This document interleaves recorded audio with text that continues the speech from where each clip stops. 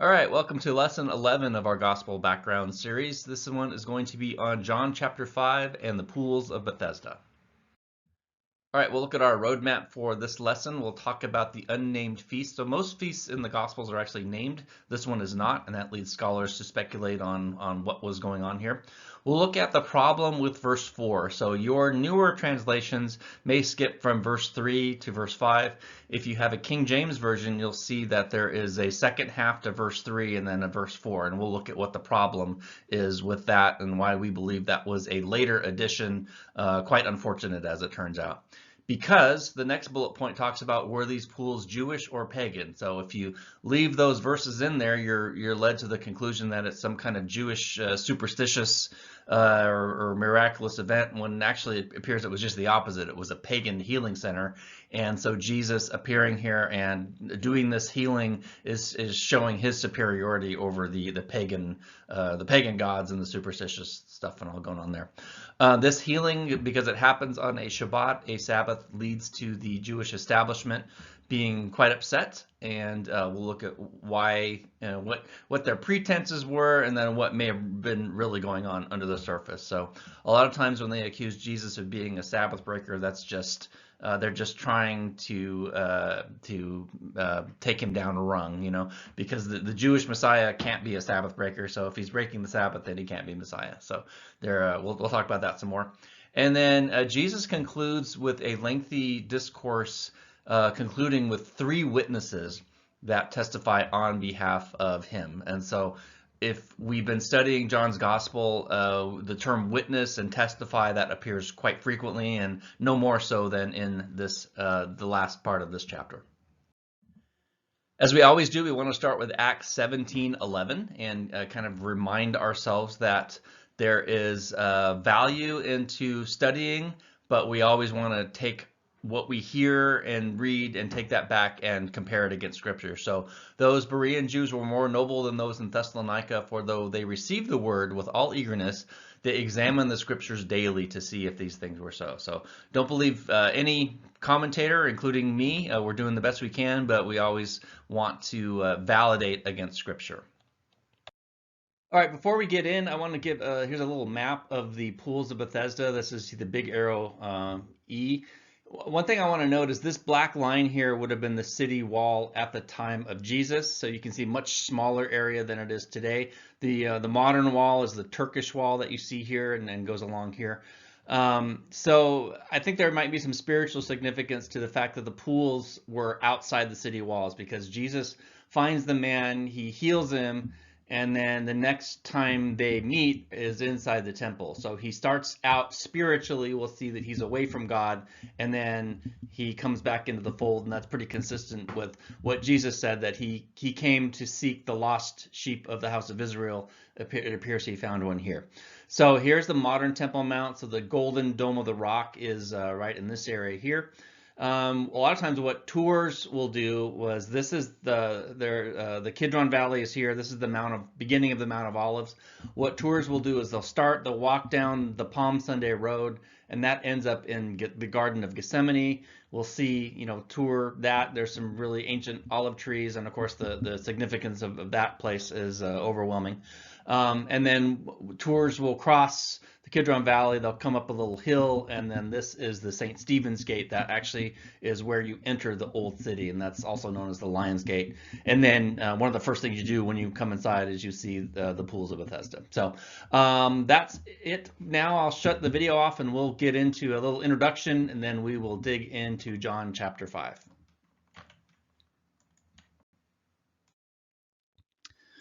By way of an introduction to John chapter 5, I really liked this kind of setup. In the Satellite Bible Atlas Companion, Dr. Schagel writes, Jesus interrupted his ministry in Galilee when he came to Jerusalem for an unnamed festival. On a Sabbath at the Pools of Bethesda, Jesus healed a man who had been lame for 38 years. These pools have been uncovered by archaeological excavations. The man had ineffectually waited for a superstitious healing, perhaps associated with Jewish mysticism or even the Roman god of healing Asclepius. The description in some Greek manuscripts in John 5 verses 3b to 4 of an angel of the Lord stirring the waters is an incorrect 4th century AD edition. After the miracle, Jesus claimed to not only have the power to heal, but to raise the dead. So with that introduction in mind, let's go ahead and dig into John chapter 5. All right, John chapter 5, verse 1. After this, there was a feast of the Judaioi, or it might say Jews in your Bible, but we'll translate that as Judaioi, that's the Greek word. And Jesus went up to Jerusalem. Now there is in Jerusalem by the sheep gate a pool in Aramaic called Bethesda, which has 5 roofed colonnades. In these lay a multitude of invalids, blind, lame, and paralyzed. And now here is where some manuscripts contain that the paralyzed were waiting for the moving of the waters, and then verse 5 in these manuscripts say, for an angel of the Lord went down at certain seasons into the pool, stirred up the water. Whoever then first, after stirring up the water, stepped in was made well from whatever disease with which he was afflicted. We now know that verses 3b and 4 are not in the original and should not have been in the text, and we'll explain why as we go through. But let's pick up with verse 5. One man was there who had been an invalid for 38 years. When Jesus saw him lying there and knew that he had already been there a long time, he said to him, do you wish to be healed? All right, so let's break this down a little bit. It's interesting that John does not say which feast, but he just says a feast of the Jews. We remember that the term translated Jews, as I mentioned, is Judaioi, and depending on the context can refer to all Jews, as it probably does here, or any number of small subsets of Jews down to what may have been, only about 30 or 40 people controlling the Jerusalem temple establishment. Not too unlike our Congress and Senate, where you have a majority party and then a minority party kind of battling and arguing back and forth, but it's really a smaller group that's in control. As I mentioned, the English Standard Version and New Living and I think NIV, a lot of other modern translations correctly omit that verse that I read about the angel of the Lord stirring the waters. This actually apparently was inserted by a well-meaning scribe, but this is not in the most reliable older manuscripts. And in fact, it leads to an incorrect conclusion of what is going on. When understood correctly, I believe, it is Jesus and not some superstitious ritual that has the power to truly heal. So that's a key point. That this wasn't an angel of the Lord doing God's work. This was either a superstitious manifestation, not too unlike our faith healers in Christianity, or it was flat out pagan temple of what is called Asclepius, which was the god of healing. So we'll get into that as we go through this video. Verse 5 says he was an invalid for 38 years. 38 years happens to be exactly the amount of time Israel spent wandering in the wilderness. Now, you may know that as 40 years, but what happened is they wandered for 2 years, and then at that point, the 12 spies were sent into the land. 10 came back with a bad report. Joshua and Caleb came back with a good report, and basically there was a rebellion that ensued. And as punishment, God says, well, you're not going to go in the land now. You're going to wander for 38 more years. So that's where we get a total of 40. But the punishment period of that was actually 38 years.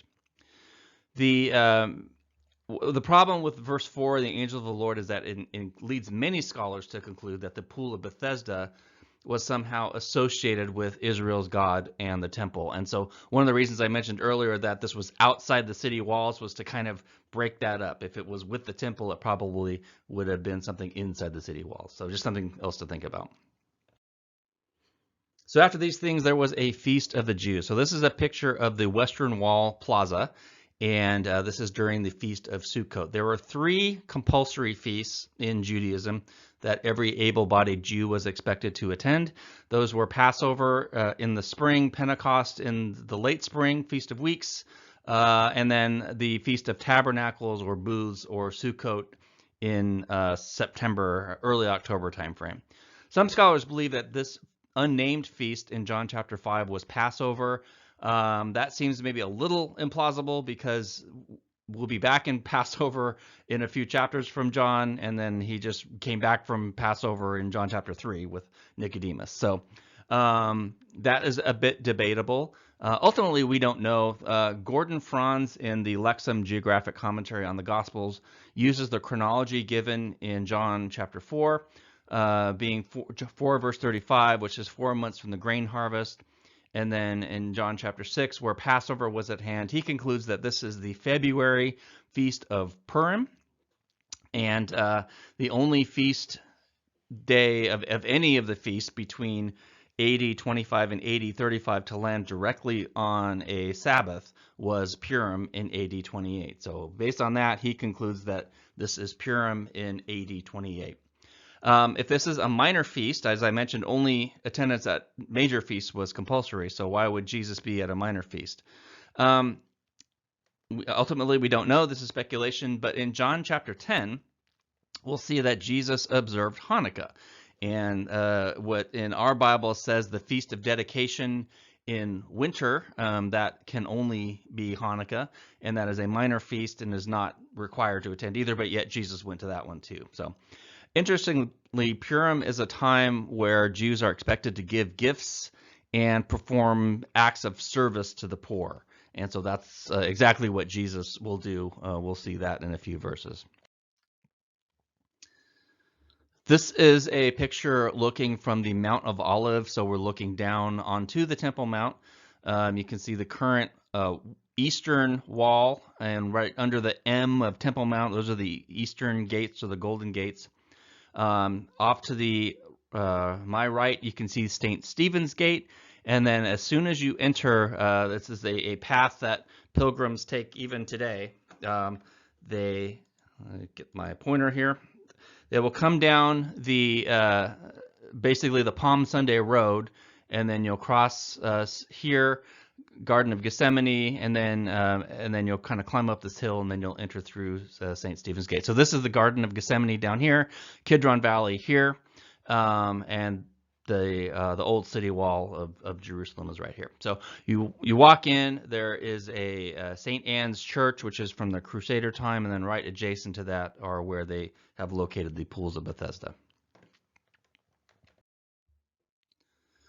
This is a model of what they believe the pools look like.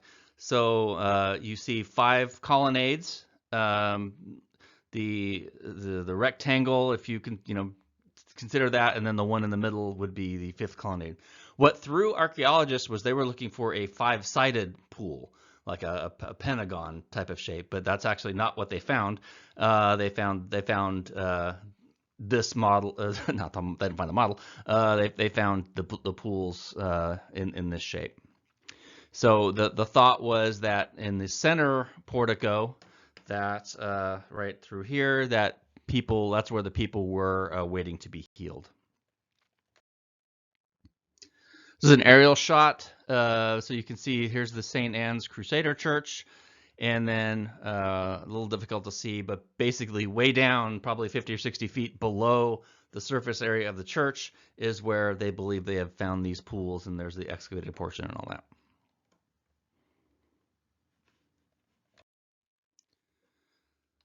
One thing that makes it tough on archaeologists is that if we're trying to find something from the time of Jesus, well, kind of a lot's happened since then. You had first of all, the city was leveled in AD 70, so the Romans completely filled it in with dirt and then rebuilt on top of it. And then you had the Byzantine period, where that was the Christian period of Jerusalem, where a lot of churches were built. And then you had a Muslim period where a lot of that was torn down, and then Muslim structures were built. And then for about 200 years, you had the Crusader period, so about roughly 10,000 to 1,000 AD to 1200 AD is the Crusader period, and there's back and forth all in there. But then the Crusaders built their structures, and then following that was the second Muslim period. So there's a lot of building and going on, and you can imagine that one religious group doesn't particularly care for buildings from another religious group, so those get torn down and buried and whatnot. So you can see the structures here. The central portico is pictured on the right side of this photo, and then in the Byzantine period, a church was built. So that's why if you look at it today, you say, well, I don't really see any pools. You kind of have to visualize it without all these other structures. Now there is in Jerusalem by the Sheep Gate a pool called Bethesda. This is another view looking, so we pulled away from the previous shot, and now we're kind of getting a bigger picture view. The site was a center of a Roman healing cult of the god Asclepius. There's some commentaries that will say, well, that was later, that was several centuries after Jesus where that happened. It does appear that this site is built upon an earlier Asclepian. So they have identified more than 400 of these throughout the Roman Empire. So kind of a big cult god where people would go to be healed. And so what we believe would happen, and really nothing supernatural, more sleight of hand than anything, there would be pagan priests situated in the upper of the pool. So you remember in that model there were two pools. The priest would be up there, then they would occasionally, randomly, magically open pipes to have water flow from the upper portion to the lower portion. Lo and behold, the water stirred, and it's a miracle. I have no idea how people got healed because of that, but that's what they believed happened. You may not have heard of Asclepius, but you may have heard of his two mythical daughters, Hygeia and Panacea. And so that is where we get our healing-related words, hygiene and panacea.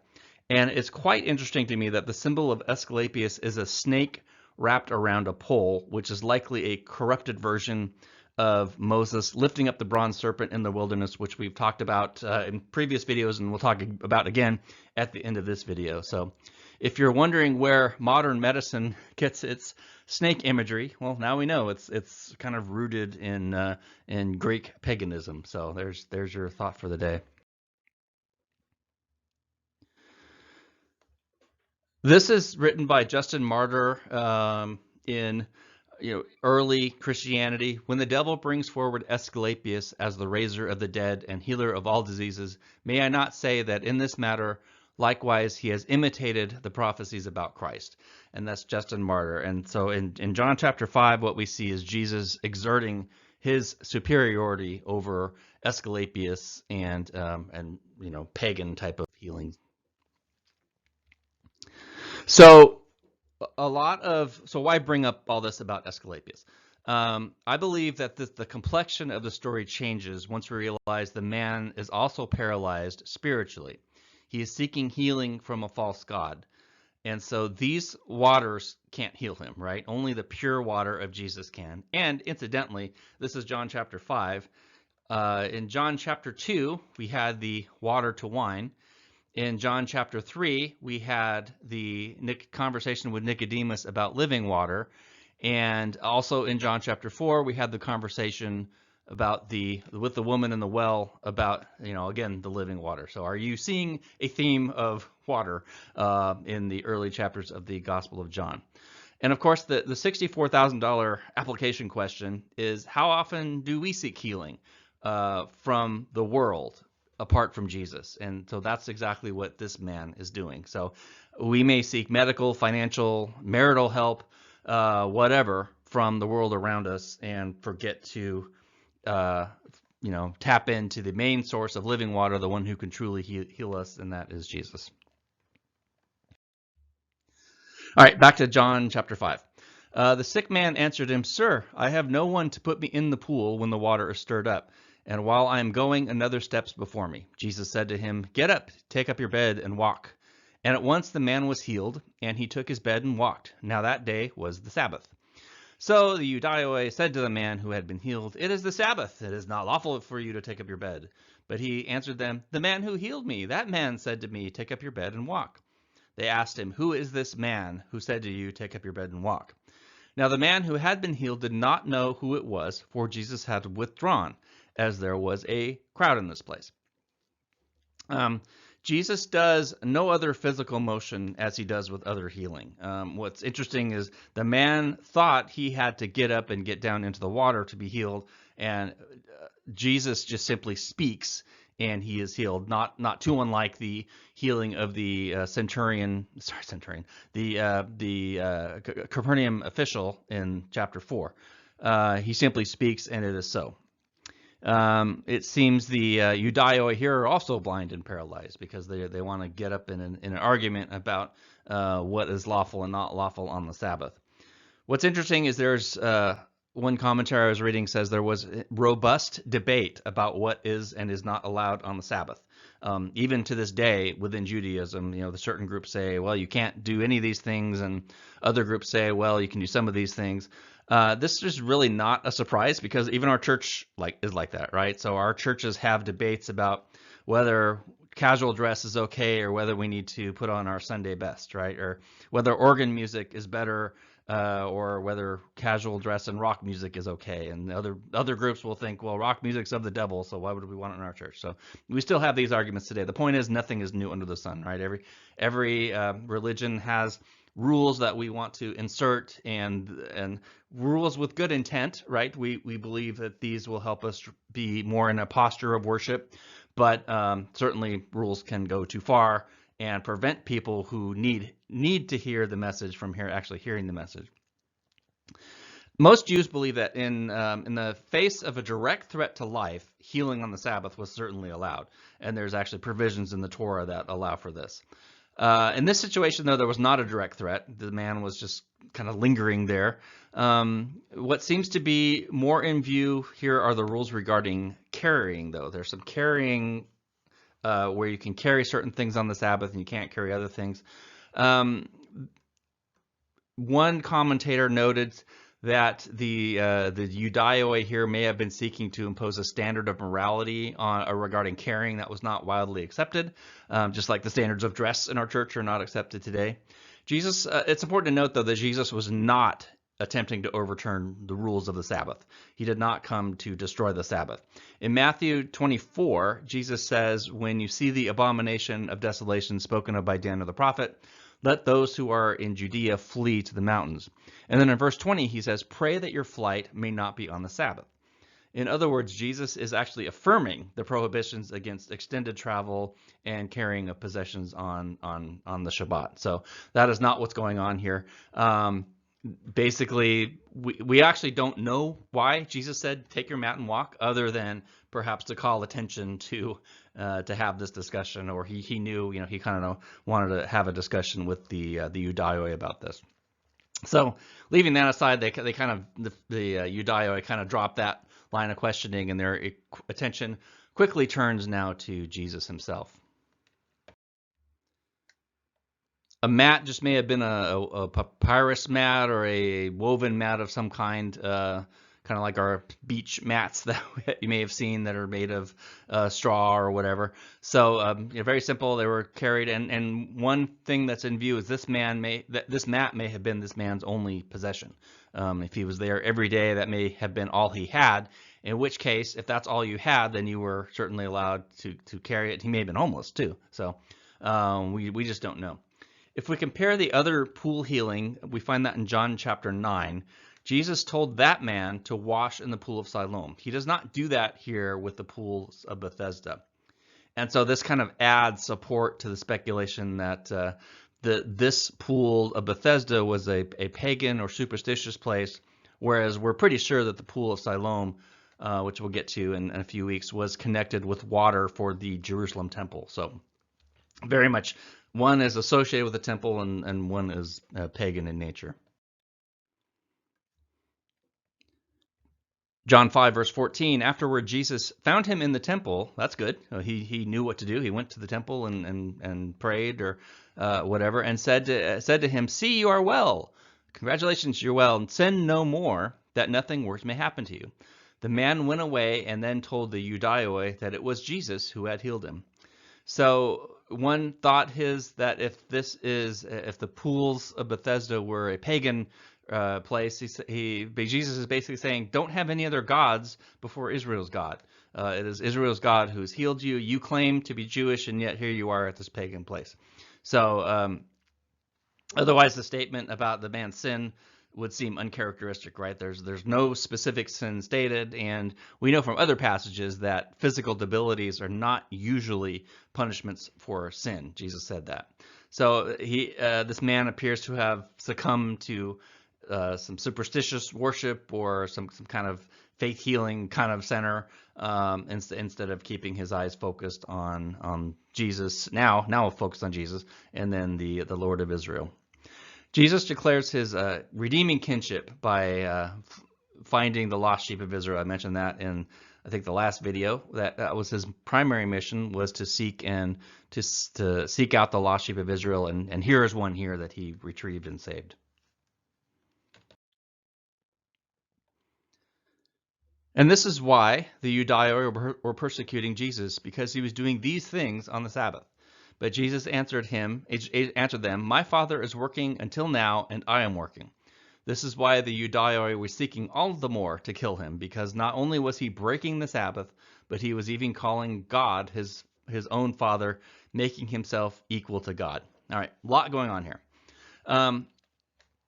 Certainly with this healing, the authority and influence of the temple establishment is clearly being threatened. Jesus is a threat. We saw something similar here in the United States starting in 2016 with someone who was perceived as a threat to the political establishment, and that establishment stopped at nothing to take that person down, even after that person left office. So they want no part of him. They want him gone. And so really there's nothing new under the sun. Whenever someone is perceived as a threat to the establishment, then that person needs to be taken out. Our commentaries typically read verse 16 as, he was doing these things on the Sabbath. One commentary that I was reading says it's better to read this as, he was doing these things on the Sabbath. So do you hear the difference in that? It's not when Jesus was doing, it's what he was doing. His incredible miracle working power here was a clear threat to the Judaioi, the religious establishment. So the way that the Judaioi, or the establishment, attempted to discredit him was to say that Jesus was a Sabbath breaker, and even worse, he was a blasphemer. If someone claimed to be the Messiah of Israel and violated any one of Israel's commandments, let alone the 2 of the 10 biggies, right? The 10 commandments, one of which is keeping the Sabbath, and the other one is blasphemy. You shall not blaspheme. That person would not be a true Messiah. So they were trying to discredit him that way. But since we know that Jesus is the Messiah, we know he cannot have been a Sabbath breaker. So again, that's I'm sorry to harp on this, but it's that Gentile-Jew divide that didn't happen until the 2nd and 3rd centuries that people want to read back into the Gospel of John, and that's just an anachronism. So Jesus worked fully within Judaism. He fully kept the law. He says he did not come to abolish the law, but to complete it. He'll say that in Matthew. So these accusations were just false pretenses by the establishment, who just really feared Jesus. That was their biggest threat. Jesus' response is that God rested on the original seventh day, but basically he says, "My Father is working until now, and I am working." What we think he means there is babies are born every day of the week, including Saturday, including Shabbat. And the law actually allows for a boy born on a Friday to be circumcised on the following 8th day, which would have been a Shabbat, signifying that that child is entering into the covenant with the God of Israel. So if all that can happen, then surely God works to favor life on the Sabbath. Healing on the Sabbath was not something that violated the Torah. We believe that's what Jesus is saying here. He is working, doing his Father's business 7 days a week, including on Shabbat. If we view Jesus as one who came to break the Sabbath, then I would caution that we're aligning ourselves with those on the wrong side of the argument, right? That's what his enemies accused him of. They accused him of being a Sabbath breaker. So Jesus could not be everything that John said he was in terms of his deity and his majesty, and let alone the Messiah of Israel if he was to be a Sabbath breaker. Last comment there, it says they accused him of making himself equal with God. We know that in Philippians 2:6, Paul writes, Jesus did not regard equality with God a thing to be grasped. In John 14:8, Jesus says, the Father is greater than I. So in terms of his humanity, Jesus is not equal to God. So that's just another false charge that the Judaioi are trying to cook up. All right, some pictures. Afterward, Jesus found the now healed man in the temple. This is a model that is at the Israel Museum. It's a huge, I forget the exact scale, but it's a very large model of what they think Jerusalem looked like in the Second Temple period. And I've called out there the southern temple steps. You can see the two main entrances are here and here, and one was for going in, and the other one was for coming out. This area is really cool. It's a highlight of many people's trip to Israel. It's been excavated, and you can go there today. And kind of what I have in the picture is this archway here is I don't know if it's hard to see on the video, but there's a remnants of an arch and then a later structure that was built adjacent to it.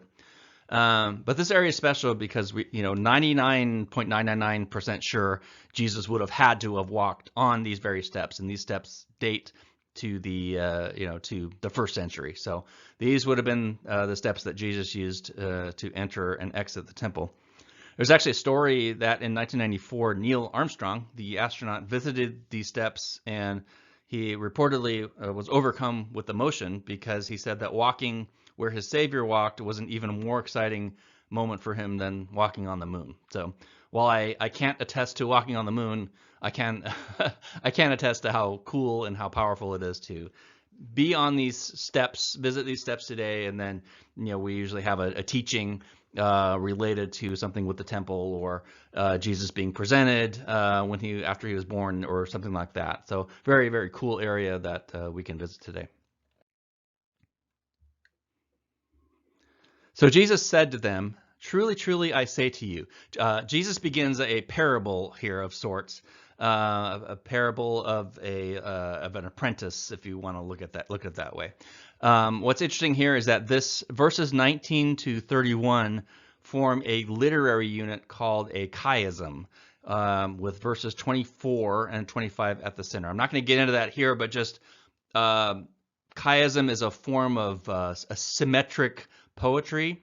So if you were to look at verse 19, you would see a parallel with verse 31. So I'm just going to go ahead and read 19 through 31 straight through, and then on your own, you can go back and try and find out some of these parallels. So Jesus said to them, "Truly, truly, I say to you, the Son can do nothing of his own accord, but only what he sees the Father doing. For whatever the Father does, that the Son does likewise. For the Father loves the Son and shows him all that he himself is doing. And greater works than these will he show you, so that you may marvel." 21, "For as the Father raises the dead and gives them life, so also the Son gives life to whom he will. For the Father judges no one, but he has given all judgment to the Son, that all may honor the Son just as they honor the Father. Whoever does not honor the Son does not honor the Father who sent him. Truly, truly, I say to you, whoever hears my word and believes him who sent me has eternal life. He does not come into judgment, but has passed from death to life." Verse 25, "Truly, truly, I say to you, an hour is coming and is now here, when the dead will hear the voice of the Son of God, and those who hear will live. For as the Father has life in himself, so he granted the Son also to have life in himself. And he has given him authority to execute judgment, because he is the Son of Man. Do not marvel at this, for an hour is coming when all who are in the tombs will hear his voice and come out, those who have done good to the resurrection of life, and those who have done evil to the resurrection of judgment. I can do nothing on my own. As I hear, I judge, and my judgment is just, because I seek not my own will, but the will of him who sent me."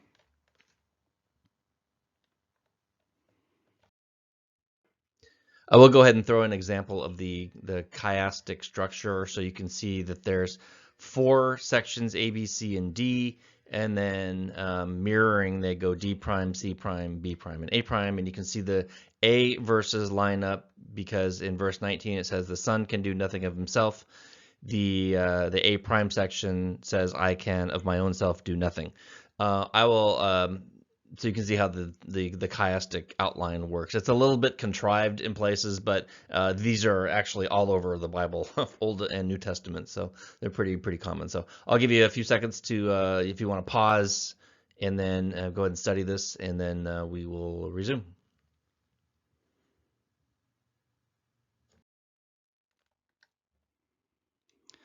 This is a picture of the rolling stone tombs that were common in the first century.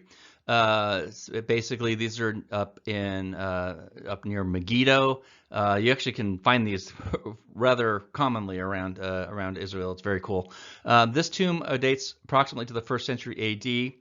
The right side was destroyed during construction activities, but you can see the original entrance and the stone are intact. So it provides a good illustration of what the tomb of a rich man would look like. The poor could not afford rock-hewn tombs, so this would be a rich man's tomb. All right, to wrap up the chapter, Jesus talks about very much witness and testimony, and John very much has a courtroom feel that is, you just don't find that in the other Gospels. So he's testifying about Jesus. He's almost writing an affidavit or as if you were depositioned, and then on a witness stand. That's the Gospel writer's point of view there. If I alone bear witness about myself, my testimony is not true. There is another who bears witness about me, and I know that the testimony that he bears about me is true. You sent to John, meaning John the Baptist, and he has borne witness to the truth. Not that the testimony I receive is from man, but I say these things so that you may be saved. He was a burning and shining lamp, and you were willing to rejoice for a while in his light. But the testimony that I have is greater than that of John.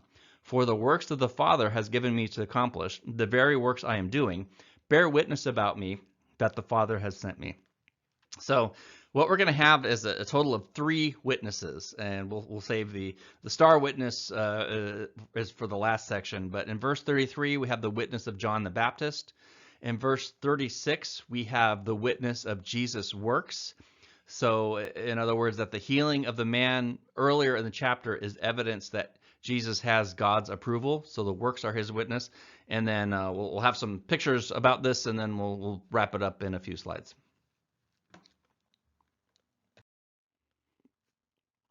This is a 1st century oil lamp.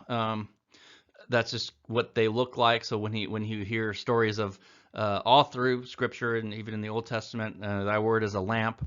The Torah is a lamp. This is the type of oil lamp that would have been in use during those days. Verse 37, and the Father who sent me has himself borne witness about me. His voice you have never heard, his form you have never seen, and you do not have his word abiding in you, for you do not believe the one whom he has sent. You search the Scriptures because you think that in them you have eternal life. It is they that bear witness about me. Yet you refuse to come to me that you may have life. I do not receive glory from people, but I know that you do not have the love of God within you. So the 3rd witness there would be the Torah itself, the fact that the Scriptures speak of Jesus, and we'll see some examples of that in a few slides. This is a man reading the Torah scroll at the Western Wall. The Torah scrolls are often decorated beautifully. You can see the kind of rather ornate, so you can almost see the veneration that they give to the Torah, which is good. That's good. But the point is that Jesus says, "You have the Scriptures which testify of me." Jesus goes on to say that the Scriptures bear witness. So remember, the Scriptures he's referring to were what we would call the Old Testament. So it's kind of a sad commentary that many Christians would discount the value of the Old Testament. While none other than Jesus says those 39 books of the Old Testament are all about him. Verse 43, I've come in my Father's name, and you do not receive me. If another comes in his own name, you will receive him. How can you believe when you receive glory from one another and do not seek the glory that comes from the only God? Do not think that I will accuse you to the Father. There is one who accuses you, Moses, on whom you have set your hope. For if you believe Moses, you would believe me, for he wrote of me. But if you do not believe his writings, how will you believe my words? So the Judaioi, the establishment, they're interested in really earthly political power, and they seek to be admired by the people. And yet that's not Jesus' approach at all. And yet, despite all this, Jesus says his job is to save. And he actually, in a previous verse, on a previous slide, he offers them salvation if they would only believe. I forgot to call that out. But Jesus' job is to save. In his first coming, Jesus' job is to save and not condemn. Again, another picture of a Torah scroll unrolled. And so they would unroll the scroll and find the section that they want to read and then roll it up again. So you can see that it's actually parchment, leather type of parchment, very carefully and meticulously written, and then preserved on wooden scrolls. So Jesus says, if you had believed Moses, you would believe me, for he wrote of me. And we talked about this before, the simple serpent symbol that is on Mount Nebo. The serpent that Moses lifted up in the wilderness saved people from snake bites. You find that in Numbers 21:4. Jesus compared that to him, though. He was the one who would be lifted up on a cross. He would save his followers from eternal death brought about by another serpent in Genesis 3. So we find that in John 3. Gordon Franz notes that in John 3, Jesus likened himself to the serpent in the wilderness. In a few weeks, we'll get to John chapter 6 and the feeding of 5,000 in Galilee, where Jesus will liken himself to manna in the wilderness. So we have the miraculous feeding of the 5,000, and Jesus compares himself to the manna that fell from heaven during those wilderness wanderings. So basically, it's clear by those two stories that Moses wrote of him. Dr. Lazorkin writes that the chief prosecutor in Israel was Moses, and then another commentator, Daniel Lancaster, concludes that if the chief prosecutor is Moses, then the star witness is the Torah itself, because God testified through the Torah regarding the person of Messiah. Okay, we'll wrap it up with some discussion questions here. How does removing verse 4, and that what we believe is an error, how does that change our understanding of what is going on here? So if we originally were taught that it was an angel of the Lord doing this, and then Jesus comes in and kind of upsets the whole scene, how does that change, knowing that it's now a pagan, or at best some kind of superstitious faith healing center? What does that do to our view of what is going on here? The next kind of more application is, in what ways do I seek counsel or even healing from the ways of the world, which could even be pagan, versus going to the great physician, Jesus, and getting our source and our guidance from him? And then lastly, in what ways can I incorporate more of these Old Testament lessons and wisdom into my life? As I've said previously, sometimes Christians think that the Old Testament's done away with, we don't need it anymore, it's just not relevant. But as this chapter shows, that even in Psalms is written, the volume of the book speaks of me, and we in this chapter we have Jesus saying Moses is the witness, the Torah is the witness. So in what ways can we dig into that and have our faith grow by expanding our knowledge and our source of reference there? So that'll do it for this lesson. I will see you on lesson 12. We'll be back in Galilee. We'll be talking about Capernaum. So we'll see you then.